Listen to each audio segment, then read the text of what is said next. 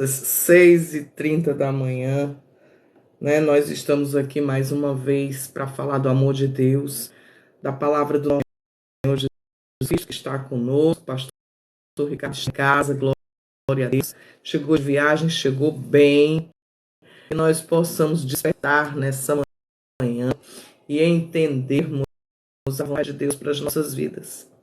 Bom dia, você que está chegando aqui nas redes sociais, que Deus te abençoe, que Deus te use abundantemente com uma palavra de esperança, de força, né? Para aqueles que estão necessitados dessa palavra. E geralmente a gente encontra pelo caminho alguém necessitado da palavra de Deus. E hoje nós vamos usar uma expressão que nós usamos no nosso dia a dia, no nosso cotidiano, que é fulano está no fundo do poço.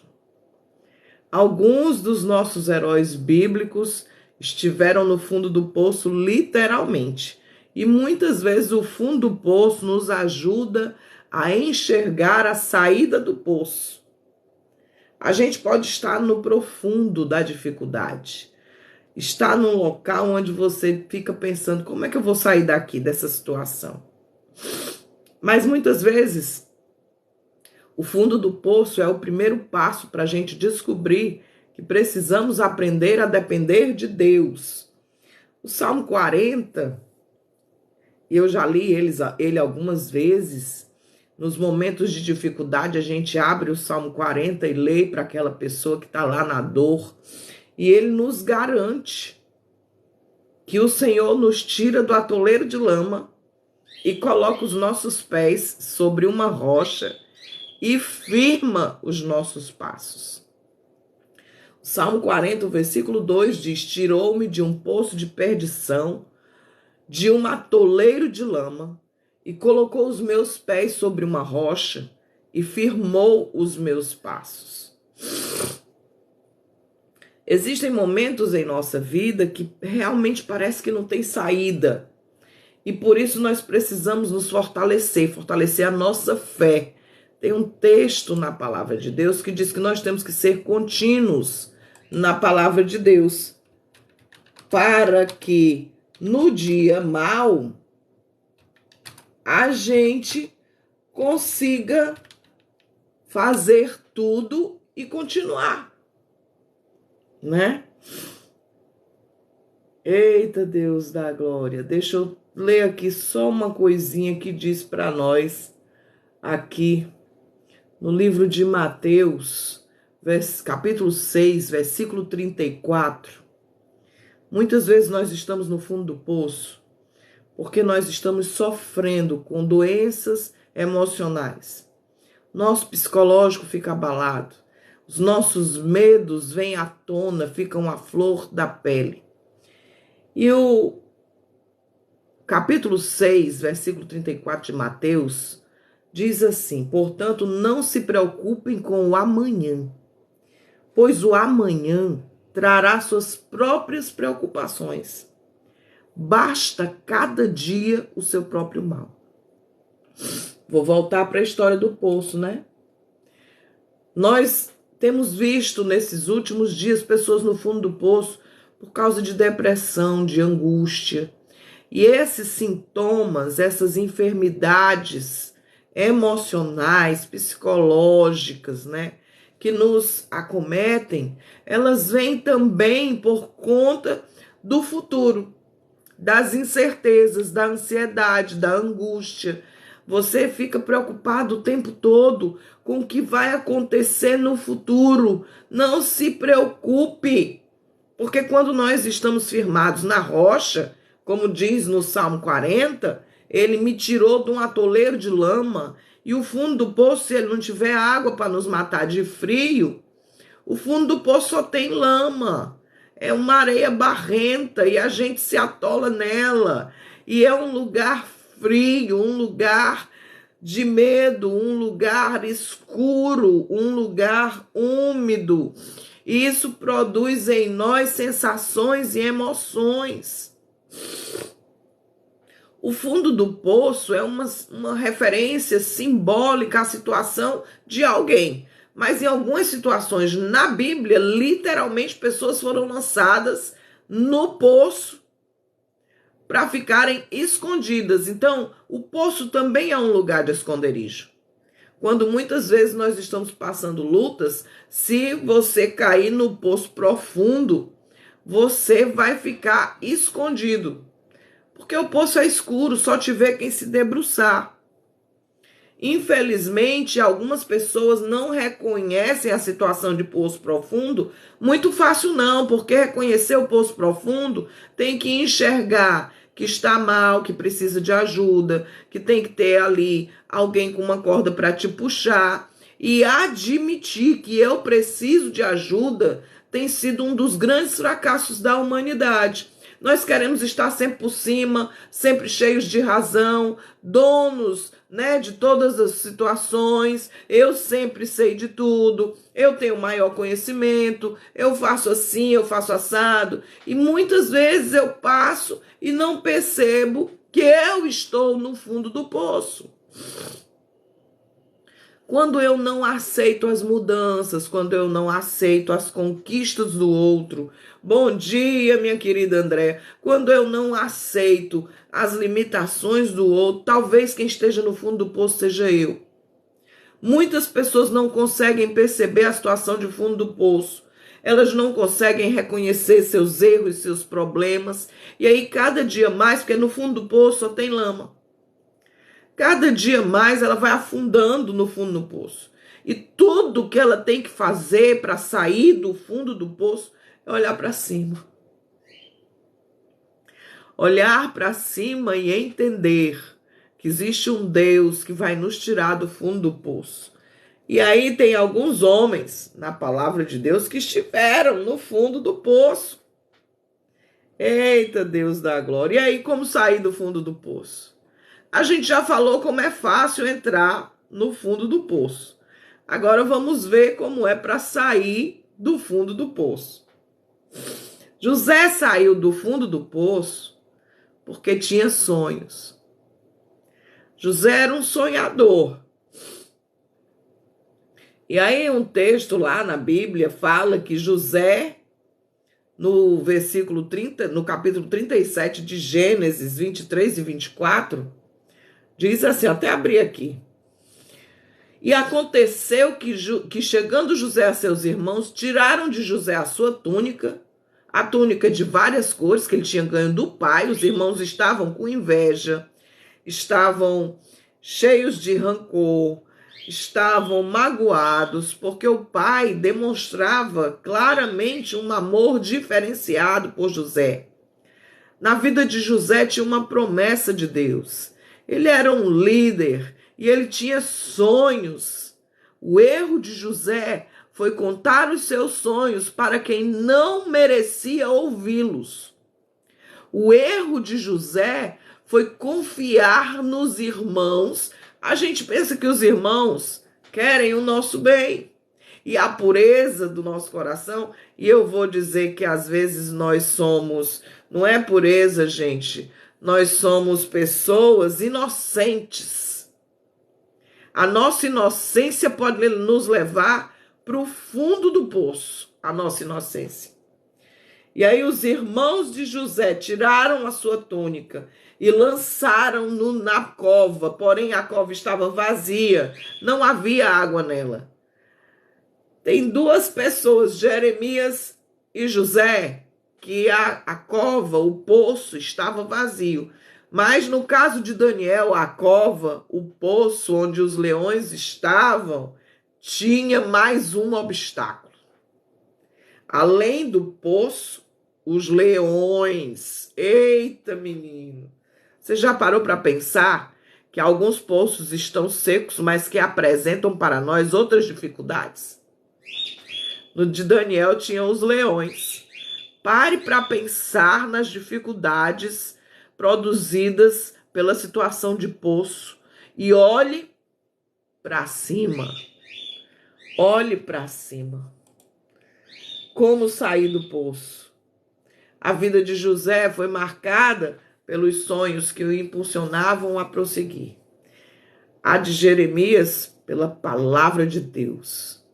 e pelos nossos desafios atuais, de ter que comer todo dia, de trabalhar, de criar filhos, de ir para a igreja, de vencer os obstáculos, de cuidar dos irmãos. Pelo menos o meu coração é movido hoje por essa verdade de amar a quem eu nem bem conheço, aleluia.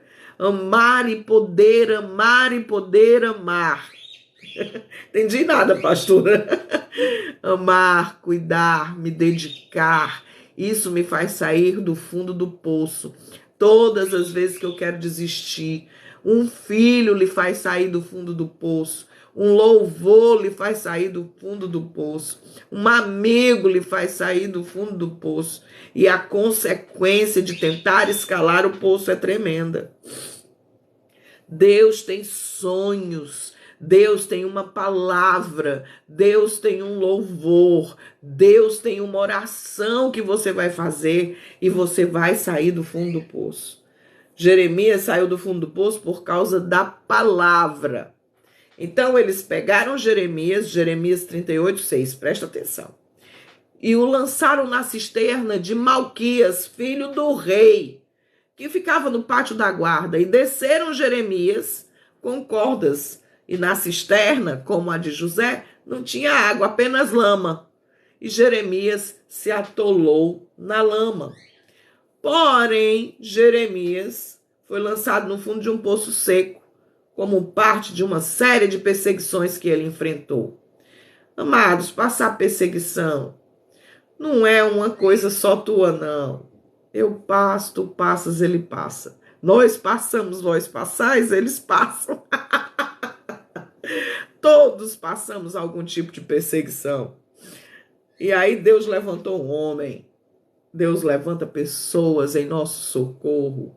Pessoas que vão ser ajudadoras, fiéis, de palavra de coragem, de palavra de incentivo. Um companheiro de oração, uma companheira de oração, que vai estar numa batalha.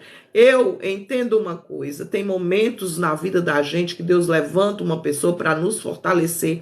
Igual foi preciso com Moisés, que ficassem segurando os seus braços, nós precisamos, como líderes, pastores, homens e mulheres de Deus, alguém que sustente os nossos braços na hora de estarmos em algum exercício que para nós já é difícil. E aí vem pessoas para segurar os nossos braços. Jeremias recebeu ajuda de Ebed-Meleque para o ajudar fornecendo comida e agasalho. Esse homem ia lá ajudar Jeremias. E aí ele foi além. Quando Deus levanta alguém em nossa defesa, em nosso socorro, ele foi além, ele foi até o rei pedir que tirasse Jeremias do poço profundo. Bom dia, minha querida Andréia.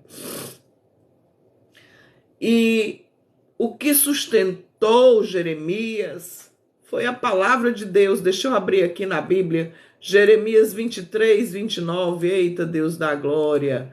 Jeremias 23:29. Eita, menino. Jeremias 23:29. O que sustentou Jeremias foi a palavra. Porventura, minha palavra não é como fogo, diz o Senhor, e como um martelo que esmiuça a penha.